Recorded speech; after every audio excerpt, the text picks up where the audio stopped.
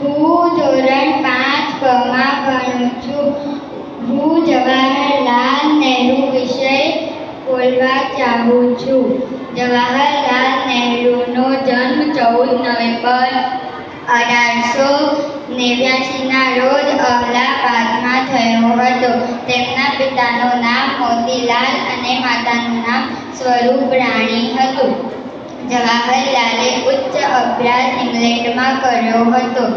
ગાંધીજીના પરિચયમાં આવ્યા પછી તેઓ દેશની આઝાદી માટેની લડતમાં જોડાયા. પિતાની અઢળક સંપત્તિ તેમણે દેશ સેવામાં અર્પણ કરી દીધી. તેઓ સ્વતંત્ર ભારતના પ્રથમ વડાપ્રધાન બન્યા હતા. વિશ્વને તેમણે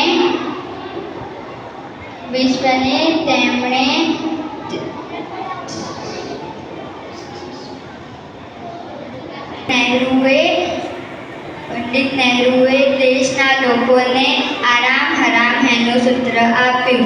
27 મે 1947ના રોજ તેમનું અવસાન થયું.